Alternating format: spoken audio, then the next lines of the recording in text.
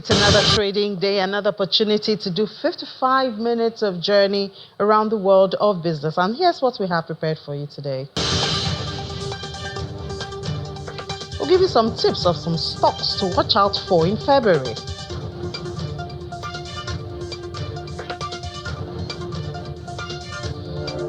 And in Zimbabwe, the government is seeking ways to tax the wealthy even more.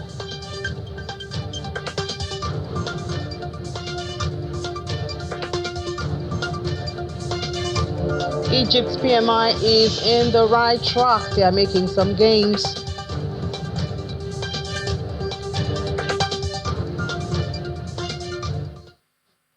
Good afternoon, everyone. I'm Ini John Mekwa, and this is Business Incorporated. We start, as usual, from the global space. A lot has been happening in the oil space after the pronouncement of President Donald Trump. Yesterday, we saw a retreat on Tuesday after Donald Trump agreed to hold off imposing that stiff tariff on Mexico and Canada. These are the two biggest foreign oil suppliers to the United States, but it's only for a month. Look at what that has done to prices this afternoon. It's down 0.5% to $75.55 a barrel. WTI of the United States is $72.41 a barrel. 1% we see there drop. A bit of calm going on there, and a lot of things are happening there now. Both Canadian Prime Minister Justin Trudeau and Mexican President Claudia Sheinbaum has said that they agreed to bolster border enforcement efforts in response to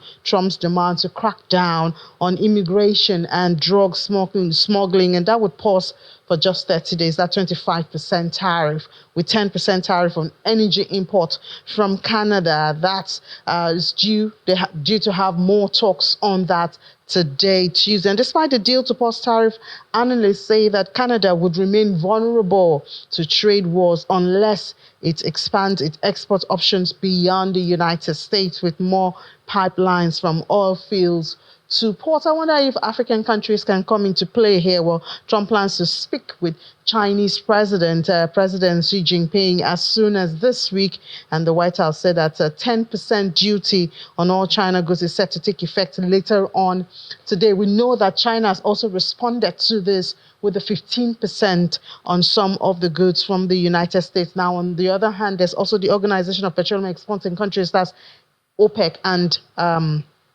and its allies, that's OPEC Plus. Well, they discussed a call by Trump to raise production, but agreed to stick to their policy of gradually raising oil output only from April. We'll see what President Trump would do about that. I'm talking about OPEC Plus.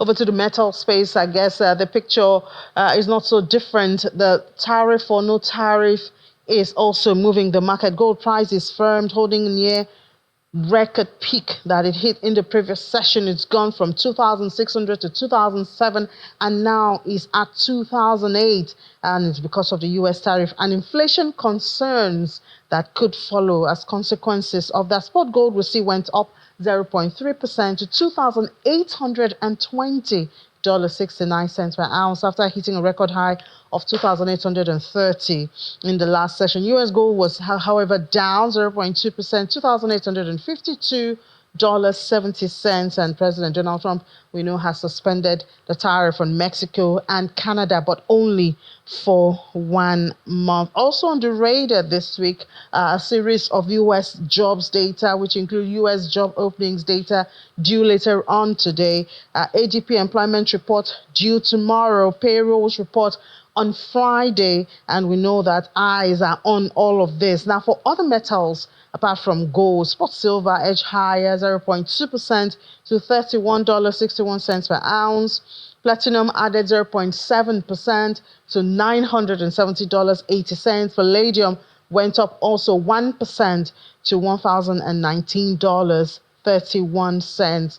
China is closed for today. The market there, the top gold consumer, they're closed for the Lunar New Year holiday. They're expected to resume tomorrow, and so we will see what they resume with all that's happening. Now we come to Nigeria, where the Association of Bureau de Change Operators of Nigeria, they've commended the Central Bank of Nigeria for extending the foreign exchange sale period to its members until May 30. The president, Aminu Gwadabe, speaking with journalists, believes that this move demonstrates the commitment of CBN to stabilize the FX market.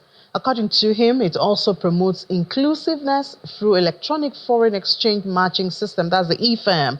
There's very kind of stability there. Well, the CBN announced the extension in a circular signed by Mr. Kaya, that's the acting director of Trade and Exchange Department, to BDCs. The circular titled Sales of Foreign Exchange to BDCs to meet retail market demand for eligible invisible transaction shifts the previous deadline from January 31st to May 30.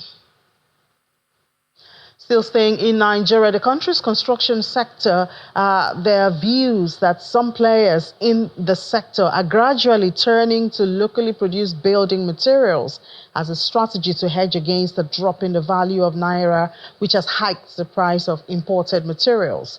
The managing director of B. Madu Group, Mr. Victor Chibuike, who was a guest on Business Morning earlier today, made this observation and itemized some areas which the change has been adopted. Various factors that contribute to this because a huge percentage of our building materials are still imported. During the time it wasn't, right? And things like mobility, the fuel, right? The fuel costs, and we are looking about other things like during importation, the fees the government, through custom take from importers led to the rise of these things. Yes, we are looking at the plastic-made bricks. Bricks of which plastics are the adhesive, right? We are looking at bulletproof doors made from our locally accessible wood, Nigerian wood, right? We are looking at the furnitures that stand the test of time. So the real estate sector we see is gaining a lot of traction and are getting a lot of attention since that announcement from the MBS that there's going to be that the real estate sector has overtaken the oil and gas sector as the third largest in the country. After that rebase, the rebase number, obviously, we're still waiting for it. It was supposed to be out by the last day in January, but we're yet to get those rebased GDP and CPI, and hopefully we will get it, but we'll stay on that conversation, and hopefully the NBS will give us those rebased numbers very soon. But the thing now is we see the real estate sector is getting a lot of attention, so we hear a lot of conversations around that, and you heard that this morning. Bit of a good news there, no matter how small, for us to celebrate that developers, or some developers, are turning to locally produced materials, building materials. We know what that can do to our Naira, and we hope that it is sustained. Now, the Minister of Housing and Urban Development, Mr. Ahmed Dangiwa, is looking at using that real estate sector for foreign investors and is asking them to seize the vast opportunities within Nigeria's housing sector, particularly through the federal government's Renewed Hope Cities and Estates program. But how realistic is this when we look at what we face as Nigerians living in Nigeria? Well, let's speak through the eye of a real estate developer, Bright Okereke, right here in the studio. Hi, Bright, good afternoon. Hello, thank you for joining us on the program. Yeah, thank you very much. Yeah, so we see here that the minister is talking about attracting foreign investors. And of course, one would ask, are we done with the domestic or the local investors? How realistic is it that we would be able to attract FPIs into the real estate sector? I think it can work because it's a very profitable sector. It's something that has grown really fast. As you said, it has overtaken oil and gas. And the oil and gas industry gets a lot of foreign investors involved in it. So if it's already bigger than oil and gas, then it has the potential to bring in foreign investors and make it very profitable for them too. Yeah, but I mean, that's just saying it. We know that the opportunities for more houses, our housing gap is more than 22 million and all of that. But the reality on ground is We still have a lot of imports in that sector, which reduces profitability. Yeah. We still have a lot of paperwork. People still complain of, going through the paperwork, the bureaucracy, and all of that. So, and these are the things that investors look out for. Yeah. So the thing is, it's not going to happen immediately or at once. It's something that's going to take time from a one step to another, then another, before we get to a point where most of these issues and hurdles have been completely eliminated. But at the current moment, what most investors look at is how much money can I make from it?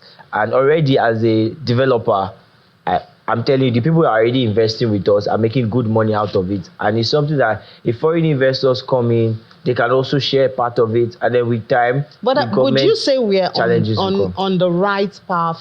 I mean, I hardly hear conversations around taking care of the bureaucracy that follows buying of lands and getting the papers. We don't talk a whole lot about that these days. The truth, yeah, we don't. And it's something that needs to be organized, and it has to be arranged, even for building, to get approvals, for certain types of building, especially the type that we need in the country, which is bigger buildings with more units because of the housing crisis we're currently going through. One of the things I usually say is Nigeria should look at the housing market similar to that of New York, where we have a lot of big buildings, because the land size, especially in Lagos, is small compared to the population. So when we have bigger buildings with more units, it's going to help a lot. And the conversation around the bureaucracy, around getting the documentation and every other thing around it needs to be talked, and is not being talked about enough. But it's similar with other countries too. Like if you look at the US, if you go through the documents to buy a property there, it's still a lot. But one of the things that usually push people to look beyond bureaucracy is profitability. And they say you guys are doing a lot of profiteering. Yes, the developers. So if there's profits, then there's a reason to want to go through that. So the only thing that most times affects the profits is usually inflation. And if the government can stabilize that a little with the local production of materials and other things like that to make it a lot easier for us to sustain ourselves, it will go a long way to attract foreign investors, because the profitability will be what the bureaucracy involved in it. Yeah, but for you as a developer, how much of those locally produced building materials do you adopt into your construction? Let's start from there. So a lot of times we do use local materials, but like what? And like irons now, there's local iron and foreign iron. Many times we do go for the foreign one because the quality is a lot higher. But there are certain materials like cement. Most of the cement are locally produced from Dangote or BUA or some of those companies. And what about wires? I learned we have a lot of wires. Yes, and wire. For wires, Nigerian produced wires have higher reputation than foreign ones. So most of the time we go for locally produced ones.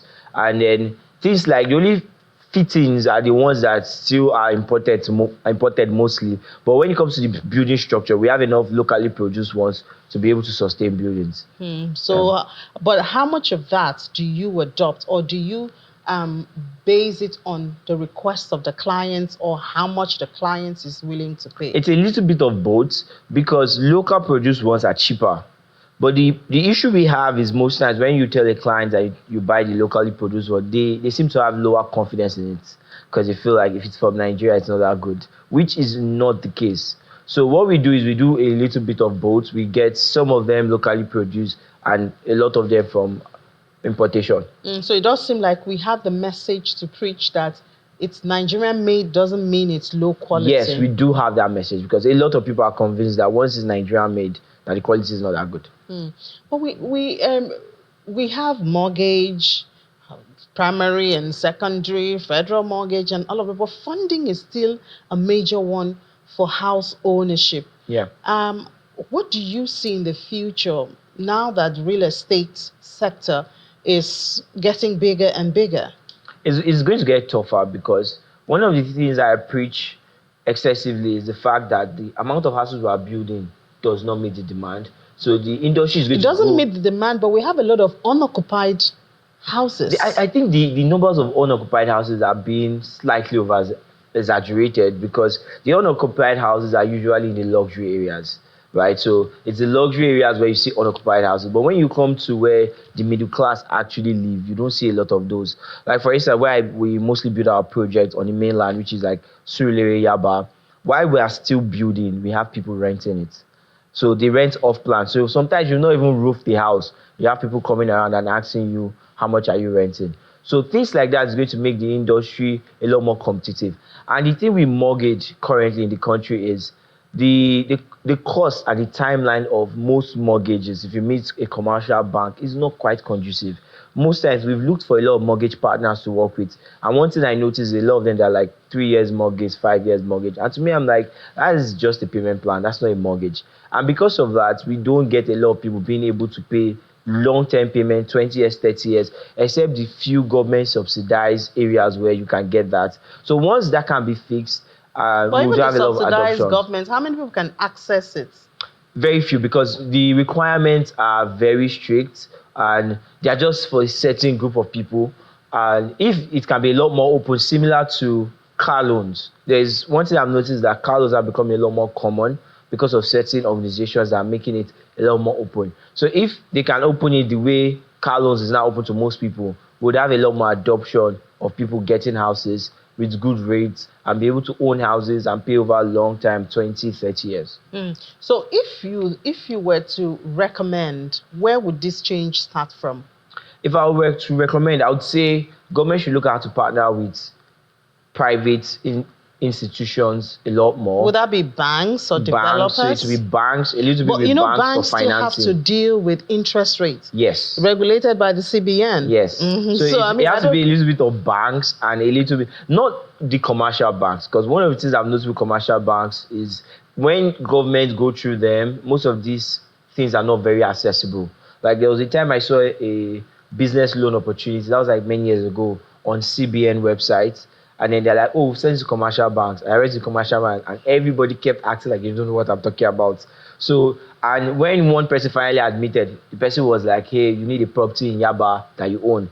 And I'm like, it's a small business loan. If I own a property valued 100 million, I'm no longer a small business. I have good money. So it will be a little bit of partnership with banks, but the right kind of bank, maybe mortgage banks or special purpose banks, and then directly with developers. So when you partner directly with developers, you can make it a lot more stable.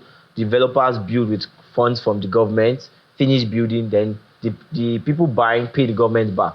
So schemes like that will go a long way to make but it easier. since our minister is looking for foreign investments, perhaps we should call the foreigners to come and do that for us. You think? I think there is a part where I think the people in diaspora have been playing a very major role in the real estate industry. And I think if we make it a lot more convenient for them, we'll get a lot more funding from that than straight. When you say convenience, what do you mean? Convenient. Most times they have issues moving the money from the country they are in to Nigeria.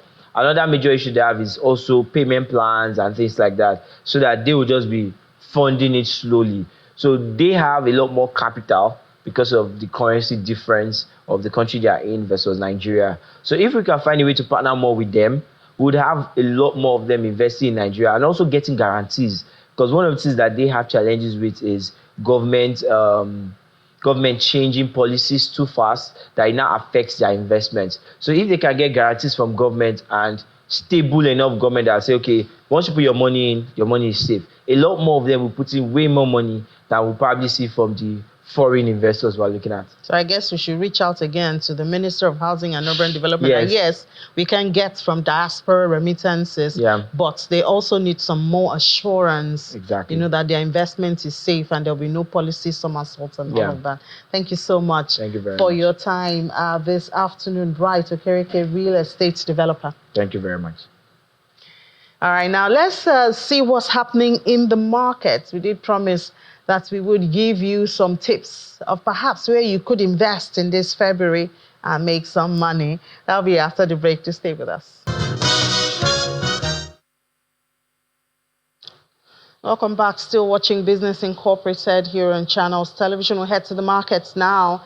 And unfortunately, we see a red this intraday for the NGX, even though we're still retaining the 104,000 level. Yesterday we closed at 104,000, but we had some hundreds of millions right here. Unfortunately, that's been lost at intraday. Wonder what the trend will be like by the close of trade today. But let's we did promise to give you those stocks to look out for in the month of February. We have Tajuddin Ibrahim joining us for that conversation. He's the Director of Research and Strategy at Chapel Hill Denham. Mr. Ibrahim, good afternoon, and thank you for joining us. Good afternoon. Thank you for having me on the show today. Great. So the NGX did well in the month of January. Could you tell us which of the sectors performed well? Perhaps that would direct us to where to look out for in February. So the major sector that drove the market in the month of January is the banking sector. That sector gained 9.8%. So when we look at the market performance, we see a lot of interest by investors in the banking sector, largely on the back of the recapitalization exercise going on in the sector. And one interesting thing is that Nigeria in January was one of the markets in Africa that delivered positive returns.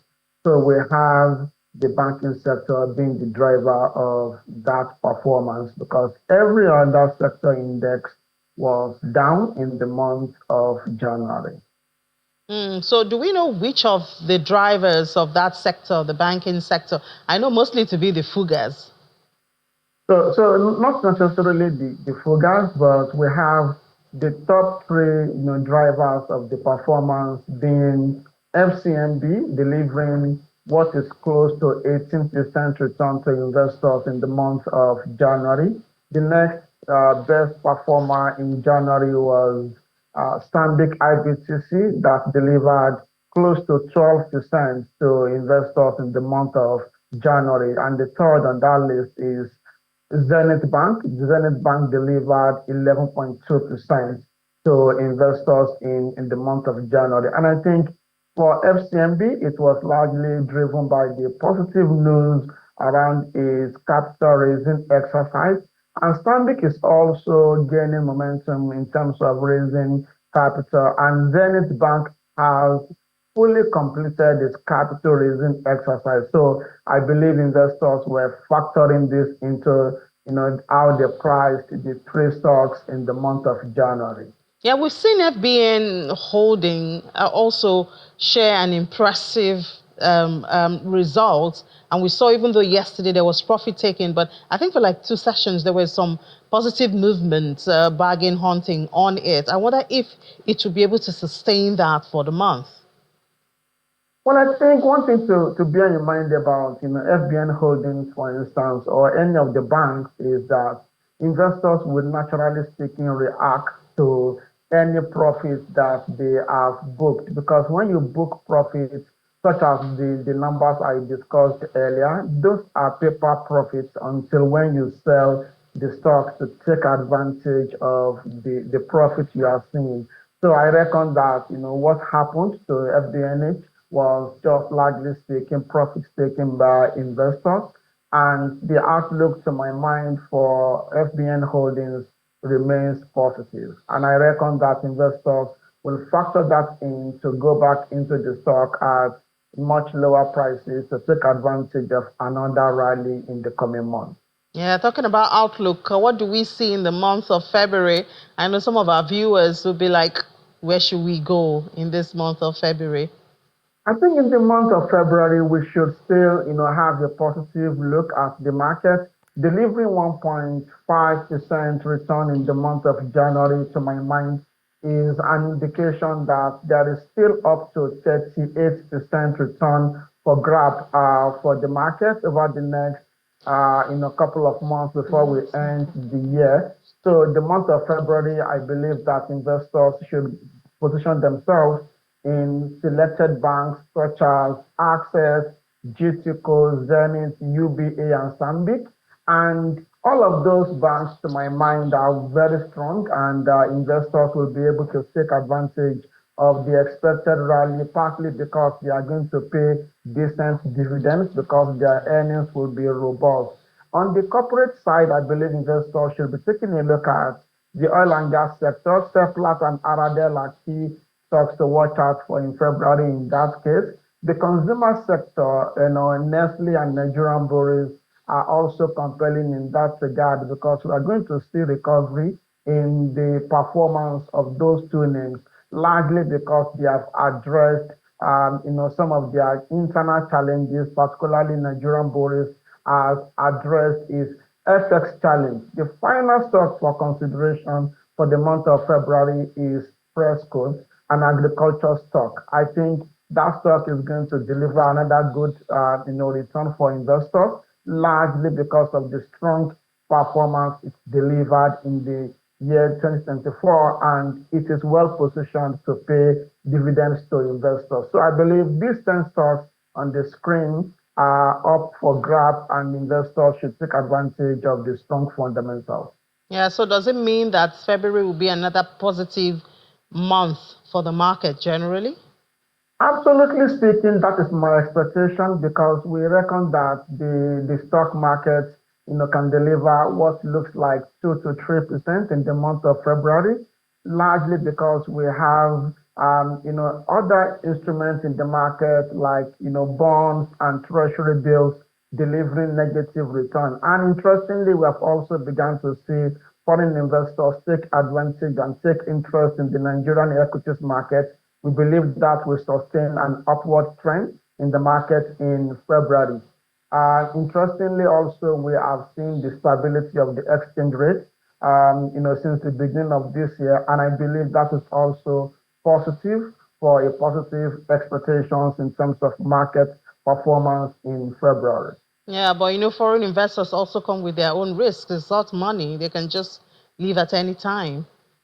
Yes, absolutely. They can leave at any time, but the reality to my mind is that they will still, see some decent return, and they can have like a waiting period of what looks like, 6 to 12 months before they get out of the market. And even getting out of the market, to my mind, for them will not be a permanent exit. It will just be temporary because they are taking profit, and the moment they are done with profit taking, they return to the market in search of fundamentally sound stocks. And the 10 stocks I discussed earlier will most likely be one of the destinations for them when they return to the market. All right, thank you so much, Tajuddin Ibrahim, Director of Research and Strategy with Chapel Hill Denham. Thank you for having me on the show. Let's go back to the other markets now. I believe we would have the other African market. Looking at South Africa, yesterday we saw South Africa in the red, but today, intraday, it's in the green, more than 1%. Some investors are taking advantage of that drop in share prices. So at intraday, we're at 86,417.13, and that's where you have it there. And then for Egypt, Egypt is positive. This intraday at 0.27%, 29,832.72, while for Nairobi they closed positive, but they have lost a bit right there. I mean, yesterday at this time when we had this conversation, they were at 128, but we see that they've lost a bit of that, even though they seems that they're on a positive trajectory by the close of trade on Monday. Hopefully, when they are open today and before the close of trade, we would have some more addition to this. We move to the Middle East and see positive for Dubai at 0.33%, 5,199.96. Abu Dhabi also positive slightly, 9,579.14. Saudi Arabia positive. So it was a red market yesterday. The G3 of the announcement on Saturday on tariff and uncertainty moved the market. I guess a bit of stability coming. It's the way of the market, and so we see most of the markets in the Middle East were positive at the close of their trade. In the United States, stock futures reverse course to fall early Tuesday after China slapped that 0.15% tariff on United States imports. Is a retaliation to what President Trump has said. The Chinese government did up to 15% on imports of coal and liquefied natural gas, as well as 10% higher duties for crude oil farm equipment and selected cars. That's effective February the 10th. And so we saw the markets react to that. That's the US market. Futures tied to the Dow Jones average went down 0.28% at 44,438. S&P, so it's retaining the colors that it had for features of yesterday. Nasdaq 0.18% also. So a whole lot happening there, and I wonder if President Trump did factor all of this into that tariff threat that he shared earlier. Then we move to Asia and see also most of the markets are recovered. But remember, in China, the market is closed for that Lunar New Year holiday. So Nikkei is green, 0.72%. Hang Seng is Kospi here is also green, very green, 1.13. Hang Seng is 2.8. This was the reverse yesterday at this time. Then Shanghai of China is down after slamming that 15% on the United States. And in India, it's 1.62% in the green at 23,739.25. Now, talking about the tariffs and counter tariffs, let's check out with what's going on in Berlin. We have Chiponda Chimbelu now joining us for that. A trade war between the U.S. and its neighbors is no longer news. Canada and Mexico, well, they have a little bit of rest for now, but it's just for 1 month. But the sell-off on Monday shows just how vulnerable global economy may be. Let's have Chip now tell us what's going on how the market or the EU is preparing for this potential tariff hike. Hi, Chip. Good afternoon. Good afternoon, Ini. Yeah, so I do know that this is on everybody's lips. Just the 1 month breather for Canada and Mexico, I guess, now turns the heat to EU more. I wonder how prepared EU countries are for this Trump tariff.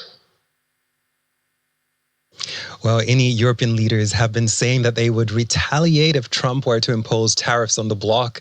The EU is the US's fourth biggest trade partner, and President Trump has been calling for the bloc to buy more American products. Now, at the end of 2023, the US goods trade deficit with the EU was 155.8 billion euros. Now, that's according to Eurostat data. And when it comes to services, the US had a surplus of more than 100 billion euros. Now, European leaders, Ini, have been reportedly trying to prepare for any potential tariffs by drawing up lists of US products that they would target. But the real test will be, of course, the bloc's unity. In the past, that mainly depended on its two biggest economies, and those are Germany and France. And right now, their political futures are uncertain. Later this month, Germans will be heading to the polls in an election that will determine the next government. And the French prime minister may be facing a vote of confidence this week. So, it's unclear how long the French government will last. Yeah, unclear. And then the test of the unity is also, once again at the fore of this. But which of the sectors in the EU economy is most vulnerable to this tariff and the trade war? Well, Ini, it is chemicals, vehicles, machinery, and other manufactured goods, and they make up the bulk of EU exports to the United States. And it is the auto industry that is most vulnerable, as we already saw on Monday, even just with the threat of US tariffs against Canada and Mexico. Now, that is because European car makers have operations in both countries, which they use to manufacture cars for North America's biggest market, which is, of course, the United States. Now, sometimes car parts travel across the border several times during production, and tariffs would cost the auto industry several billions, especially in Mexico, where they benefit from lower wages. And the automaker that is actually most vulnerable to tariffs because of its operations in Mexico, Ini, is Europe's biggest car maker, Volkswagen. And Stellantis, too, which owns Peugeot, is the second most exposed European car maker. Now, shares of both of those companies were down on Monday. They were trading, more than 4% lower. Yeah, well, I wonder if this is affecting the markets at this time. How's that looking? What are investors doing? Well, European markets extended losses before recovering slightly. And despite that agreement between the US and its neighbors, investors remain unsettled. And the Euro Stoxx 600 is now pretty much unchanged from where it closed on Monday. Now, investors fear for what a trade war between the world's two biggest economies, the US and China, and of course, what that could mean for the global economy. And Beijing has, of course, retaliated with its own tariffs, as you mentioned there, between 10 to 15% for some US goods. And it has also targeted some American companies, including Google. Now, here on European markets, it is the auto industry, telecommunications, and financial services that have been trading lower. And investors are, of course, also trying to price in any potential US tariffs on EU exports. Now, we do know that Trump has, of course, said that the European Union is his next target, Ini. And I'm sure the EU leaders are discussing it and frantically looking for ways to hedge against those tariffs. But thank you so much, Chip. We'll stay here, and I'm sure you keep us updated on what's happening. I'll see you tomorrow, Ini. Yeah. All right. It's a world of tariff and protectionism and all of that. And we know that this started with DeepSeek. To find out what's going on. Well, let's talk about this more. Talking about the technology, cloud technology, and all of that. We are here in Africa. Shouldn't we also, make perhaps some of the opportunities available at this time? Let's talk about cloud technology and leveraging for environmental sustainability now. We have Chinedu Otutu joining us now. Chinedu Otutu, please come in. He's a software engineer. The world is talking about DeepSeek and tariffs and all of that. Where is Africa in all of these conversations? Yeah, Africa is actually emerging in, cloud technology, because we have, cloud engineers and software engineers developing in Africa. Is one of our biggest exports in Africa. So yeah, we're actually there. And also, cloud technology, it helps to reduce our carbon emissions, right? Because setting up these data centers and, physical servers is actually really expensive. So for us to, incorporate and use cloud technology to help us reduce our carbon emissions and also help to streamline our processes. And how? I'm talking about sustainability, environmental sustainability, and Okay, let's say. And don't forget that the US is pulling out of climate change funding. So yeah, we should actually be worried about our climate change. You see what happened in Los Angeles, where there was fire in LA, and we say it cannot happen here, but actually the world is changing and the climate is changing, and it could happen here. So cloud technology is basically physical servers in the cloud, right? So instead of us setting up our physical data centers here, which will in turn increase our carbon emissions and increase energy consumption, we could actually leverage cloud technologies such as AWS and Google Cloud to enable us reduce these carbon emissions and also help us to manage and streamline our processes very well. So when we talk about sustainable environment, environmental, climate change, a lot of us just think about renewable energy. Yeah. Does cloud computing have anything to do with renewable energy? Yeah, cloud computing actually has stuff to do with renewable energy in the sense that it could help us, predict. It has predictive analysis in it where it could help us predict usage. It could also help us, incorporate with smart grids. So smart grids is electrical grids that help us distribute electricity efficiently. So cloud computing can actually be incorporated with smart grids to help us distribute electricity efficiently in Nigeria. This sounds like it's not for the average Nigerian. Does it concern me as an average Nigerian? It's still in the making. In Nigeria, we are not really that into deep, let's say we are not really worried about our climate change because it's not something. Are we missing anything by not worrying about our climate change?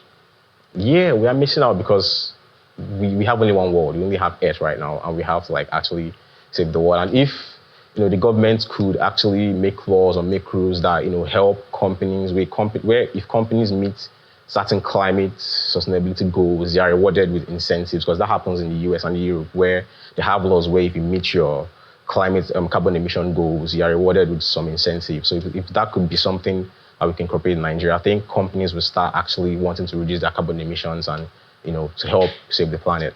So are those for the everyday tasks? Because I asked that because a lot of people watching will be like, so what's my business with this? Yeah. So what's their business? Why should I listen to this conversation? What's my own with cloud computing and all of this? So the conversation is about reducing our carbon emissions, right? And carbon emissions are from fossil fuels, yeah, like fossil fuels, like wood. burning fire, and also running physical data centers, like running a physical server online. No, sorry, a physical server actually, because it has to run 24 hours, right? So it requires energy consumption to run. So that energy consumption increases carbon emissions, which in turn, increase our carbon footprint, and also like I would say, like in the planet where we are today, where we are worried about climate change and all, if we do not incorporate cloud computing and still use physical data centers, it will increase our carbon emission in the long run. So it's an example also is like between electric cars and cars that use fuel and petrol. Right now, electric cars are coming up because that was the goal, to actually help reduce carbon emissions, because cars that use petrol increase carbon emissions. You see every day. So I think that's also a step in us reducing carbon emissions in our country. Chinedu, I think you have to buy a lot of us cars. Chinedu Otutu, software engineer, thank you so much for your time. Thank you very much. All right, now we're not talking about all of that. We're also talking about food. Today is Commodities Day. We're talking about evaporated milk, and we've seen the average price of a tin of evaporated, about 160 gram, has increased by 28.57%. That's year on year, from about 900. And then that, of course, that reflects the inflationary pressures which we have seen come on in the country. Now, in December, we saw food inflation slow to 39.84%. Can we expect that the price of evaporated milk will also reflect this? We have Miriam Ode now, analyst with Financial Derivatives Company, joining us virtually from Victoria Island. Hi, Miriam. Can we expect the price of evaporated milk to reduce in the coming days? Good afternoon, Amy. Thank you for having me. Good to have you. So to answer your question, I would like to give more context to the situation. We know that milk has actually been one of the commodities that have been driving the increase in food inflation in Nigeria. And last time we saw month-on-month food inflation increase, which was in November 2024, we saw that it was recorded that both powdered and fresh milk, which evaporated milk is gotten from, were some of the reasons why we saw this increase in the domestic food inflation rate. But it's still important to note that food inflation is actually just an indicator of the price movement of commodities in the food basket. So this means that because we have seen a decline in the food inflation rate, it doesn't necessarily mean that we're going to see a corresponding decline in the prices of every commodity in the food basket. And milk, for example, evaporated milk is one of the commodities that is not going to experience a decline in its price, because we expect its price to remain elevated in the near term, driven by increased demand brought on by the Valentine's season. And as we know, chocolate is actually one of the commodities that is commonly gifted during this period, and milk is actually one ingredient used in the production of some chocolates. So it is expected that the higher demand for chocolates is actually going to create an increased demand in the demand for milk, and resultantly an increase in the price of domestic milk. But we know that Nigeria is actually a net importer of milk to meet up with its domestic demand. And so with the stabilization of the exchange rate in January, so about 1,630 naira to a dollar, we expect that this stabilization could offer some relief to the domestic price of milk.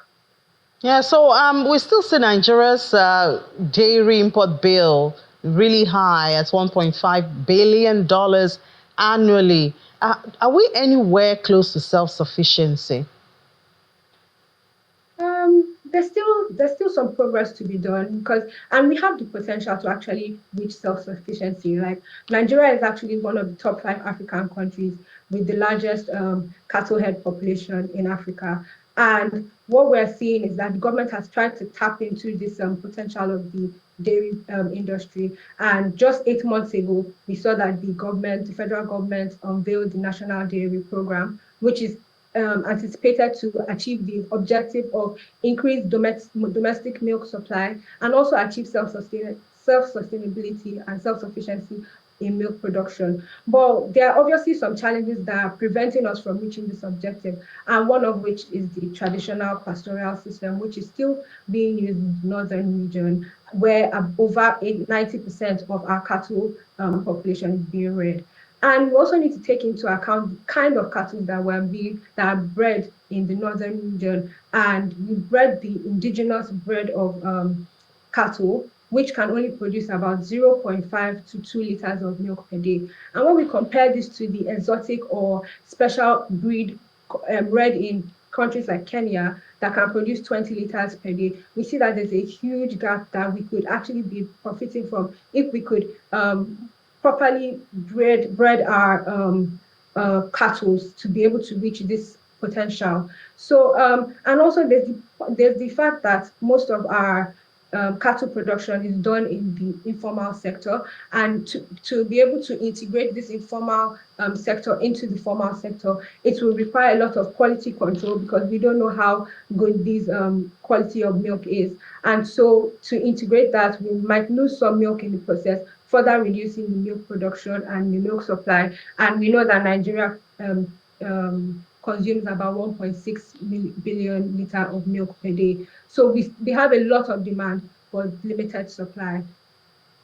Yeah, another area of potential that we have that we're not able to, at least at this time, explore. But thank you so much, Miriam Ode, for your perspective this afternoon, analyst with Financial Derivatives Company.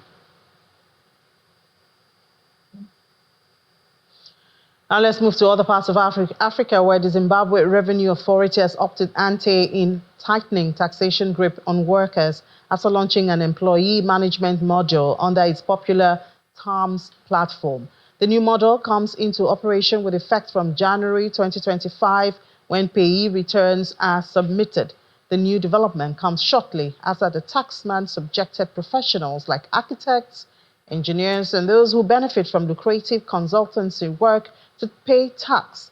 The just introduced model aims to streamline the registration of employees and the declaration of their earnings, making the tax process more efficient for employers.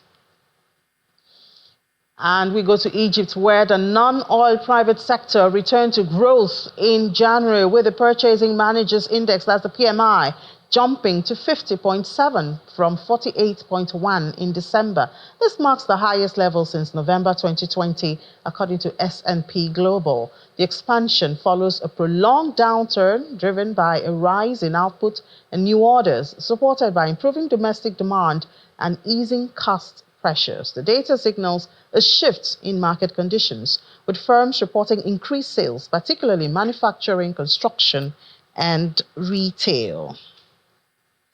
And closely related to that, the Ethiopian government plans to eliminate the cap on private sector credit growth by the end of September 2025.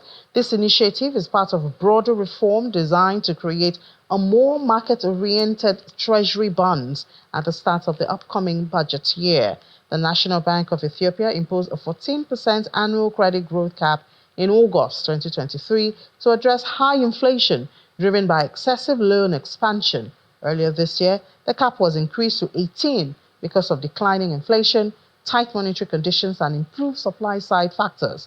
Prior to the cap, annual credit growth in the banking sector averaged over 25%, with some major banks exceeding 30%.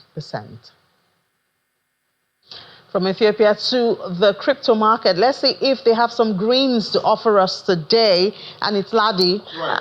Ladi. It's green again. Yeah, it's green, Yeah. but not good enough.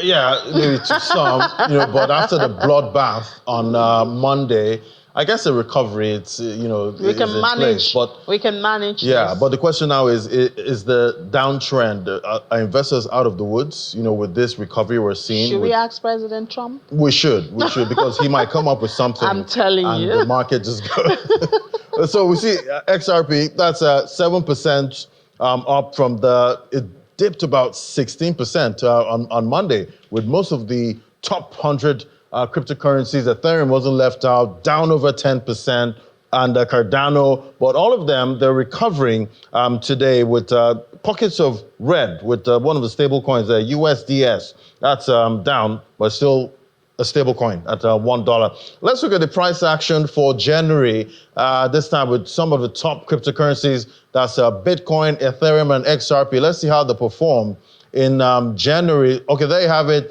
For the 1st of January, Bitcoin was trading at $93,425. Fast forward to the end of January, it was trading at $104,737. So that was a 12% uptick there for Bitcoin in the month of January. But Ethereum, on the flip side, didn't do so well. Started off at $3,332 and closed at $3,247, down 2.55%. But we see the outperformer there was XRP. Started off at $2.08 and closed 31st of January, $3.13, a big 50.48%. No surprises there with the ouster of Gary Gensler.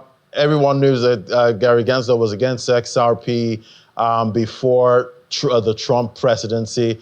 So it was a no-brainer there with the ouster of Gary Gensler. XRP surged about 50.48%. But the question is, would this continue in February, or would it be profit-taking? Well, we already saw what played out on Monday, but some analysts still believe the market is still, bullish at this time. But could it be the start of a bear market? At some point, we'll find out. Everybody's still watching out for what President Donald Trump is going to do next, because it impacts most of risk assets. But the U.S. dollar still, stands strong regardless. Let's look at the top headlines now in the crypto market.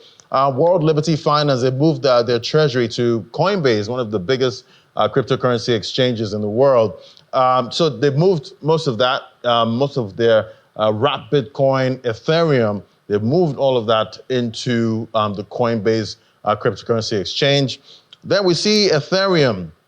They've adjusted their gas limits, and that's the first time since 2021. That's when you transfer Ethereum over the network. There's a charge, for that. So that has gone up at this time with most of the validators there, indicating and confirming that change. So if you're watch out for your gas fees when you're trying to send out Ethereum. Then we see Luna, KDA, and Sane Network, they're getting upgrades at this time. Normally, most of the cryptocurrency platforms there, they get to, be upgraded by the developers. So Binance is saying that they're going to help, with all of these upgrades. So if you have your cryptocurrencies on the exchange, they're going to be upgraded for free. So those are the top headlines in the market.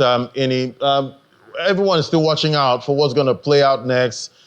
Are we out of the woods yet? Most of the investors, I'm sure that's what they'll be thinking, at this time. Yeah, I was just saying that I don't know if President Trump did calculate the impact of his pronouncements and threats, into all of this. So we see him holding off for 1 month. What happens after 1 month? We're already counting that. We've seen China retaliate 15%. EU is getting ready. When I spoke with Chiponda and all of that. So, all I'm saying is one love at this point. One love. With all this retaliation. But country first. Country first. Yeah. All right, Ladin, thank you. So that's it on the program today. Thank you so much for being a part of Business Incorporated. We always keep you informed, tell you what's current and how it may affect you. We'll do it again tomorrow, God's grace. But I'll see you tonight for the Stock Market Report. I'm John Mekwa.